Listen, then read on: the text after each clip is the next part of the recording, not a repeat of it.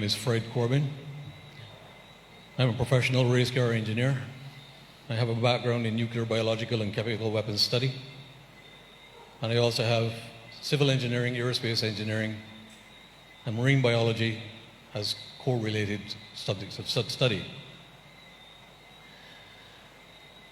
I came here this afternoon not only to represent the people of Barbados, but to bring a certain educational perspective to what a tremendous amount of people have been asking me, with the kind of background that I have, in understanding what is actually going on.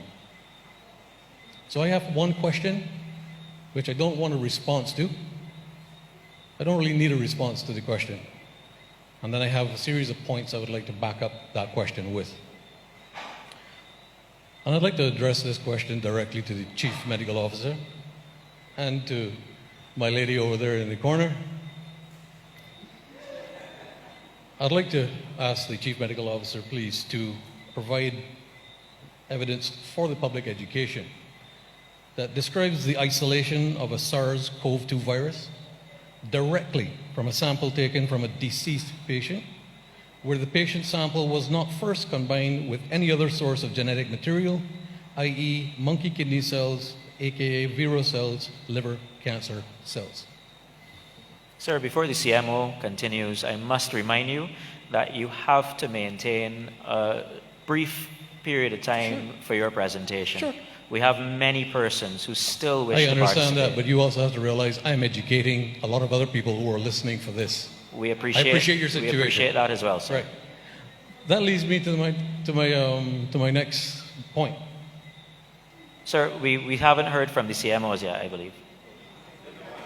Well, he's refused. So I'm really not clear. So Okay.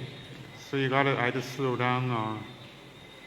That's okay. That's no problem at all. I'll just move on. We got limited time. No problem.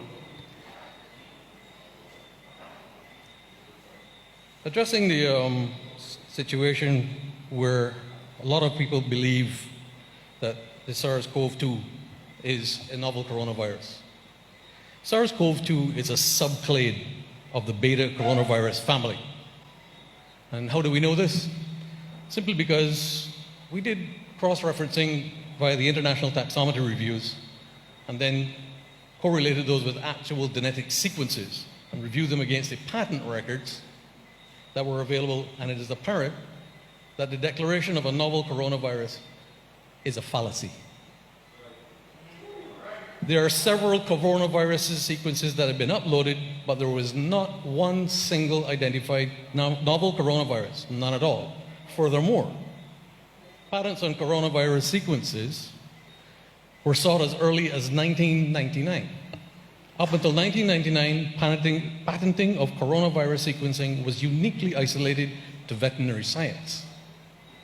First vaccine patent for coronavirus was sought by Pfizer, and more specifically, the patenting of the S-spike protein, the same thing we've allegedly only just discovered.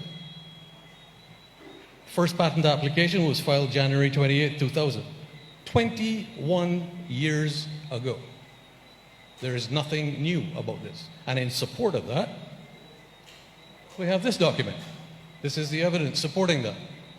This is the evidence which shows that that SARS is no naturally evolved virus. It's not a naturally evolved virus.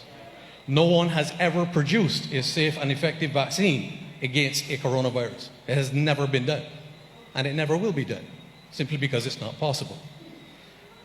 Therefore, I go on and I quote, the co-receptor dependent phagocytic general method of action, for those who don't understand that, okay, this is science talk, okay? I'm following the science now, so bear with me.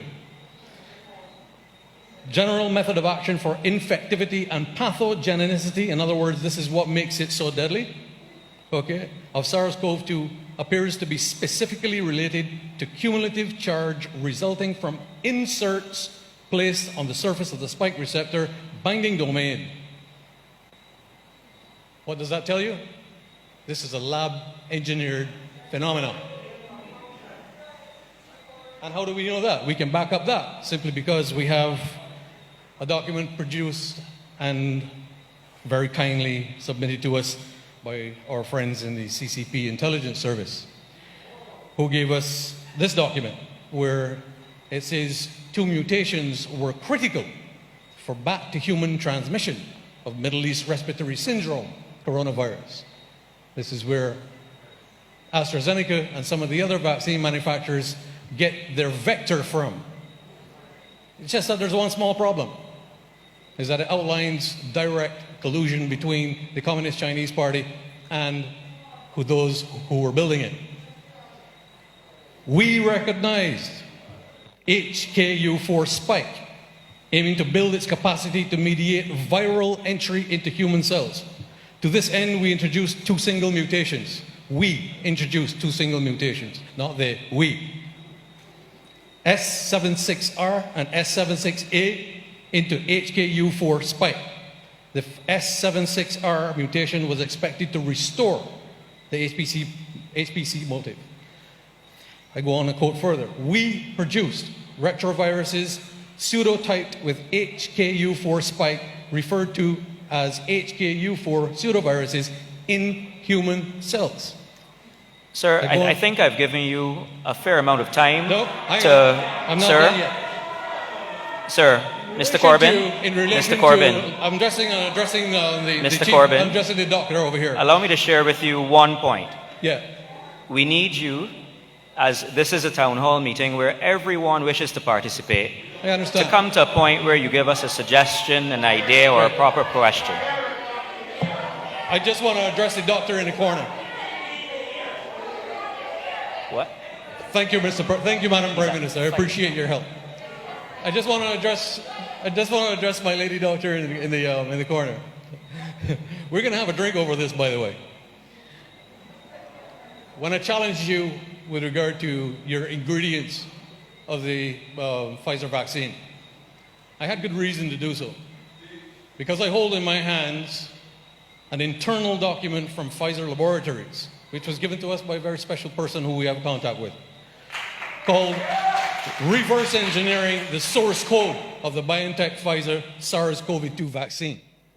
And this is very, very critical, because it outlines the chemical and the biological processes which were very, very carefully manipulated in order to be able to produce an mRNA that also contained a very, very dangerous toxin to the human body. Do you know what that toxin is? That toxin is called graphene oxide.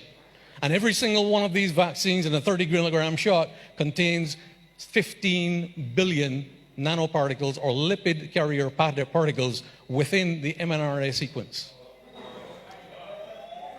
15 billion nanoparticles. And let me tell you how graphene oxide works when it gets into the body. Because when the spike protein then binds itself to our blood cells and so on, graphene oxide then starts to build a structure. And this is why we have people with blood clots, and we have people with heart failure, sudden heart failure, and so on, because the graphene oxide is building structure. Mr. Corbyn, again. Mr. Corbyn, you're lecturing at the moment. I'm not lecturing. I'm you just are, Mr. Mr. Corbyn. I'm educated. And we have... I'm educated. Ladies and gentlemen, Mr. Corbyn, we have...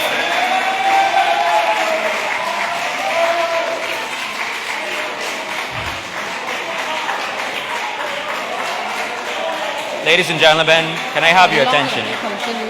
Mr. Corbyn, we have definitely now given you sufficient time to make your presentation. We have to give others a similar opportunity.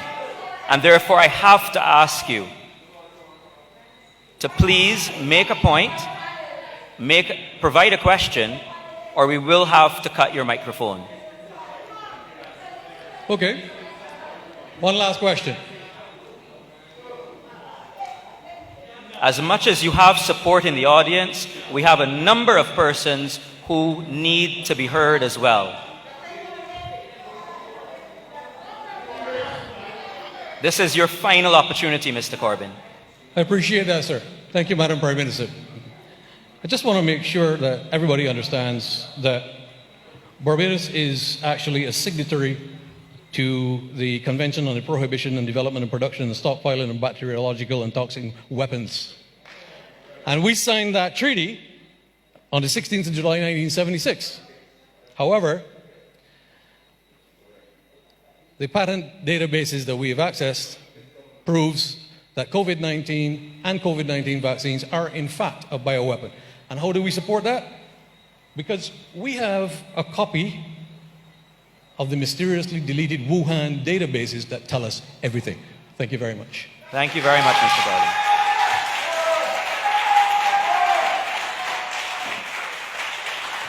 Thank you, Mr. Corbyn. We will now be going to the online